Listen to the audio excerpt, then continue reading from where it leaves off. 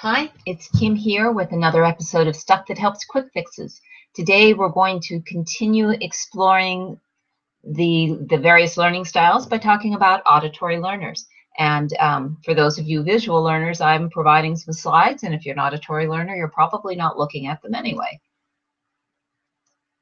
So here's what you need to know about auditory learners. Remember, there are 5 learning styles. As you might expect, auditory learners process information best by hearing it.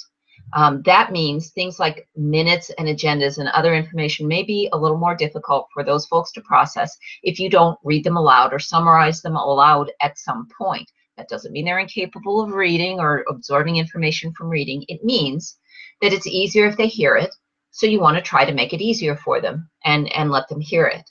For example, and you should be doing this anyway, you should be reviewing your meeting agenda at the start of any meeting, and that means going through it, walking through the whole agenda and doing that verbally. For example, when you're giving a presentation, be sure that you're speaking to the bullet points, and if you're in a meeting and you're talking about minutes or reports or whatever, make sure that you summarize them so that the auditory learners have some idea of what it is you're talking about, especially if they haven't read it, because they're not going to be able to glance through it and pick it up really quickly to have it be useful during the meeting. So you're going to want to do that kind of summary.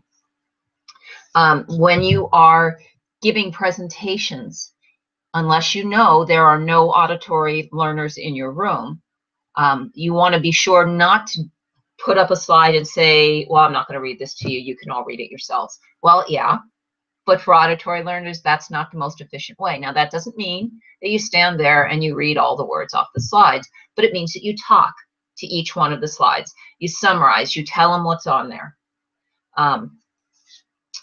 So for these folks, calling or leaving a message or stopping by are going to be more effective than sending them an email. So how do you spot them? One of the things that auditory learners say is, I hear you, when they understand something, just like visual learners will say, I see what you mean. So that's a little bit of cues. They will respond to phone calls when they're not responding to your emails. If they don't respond to either, they're probably either out of the office or ducking you, they're avoiding you. But if they respond to the phone calls when they haven't responded to the emails, then they're probably auditory learners. If you bring copies for your reading, writing folks, your tactile folks, of agendas and things like that into meetings or presentations, and there are folks who just don't bother to pick them up, they're probably auditory learners. Not only that, but while you're giving presentations, these folks are probably not looking at the screen or the slides or anything.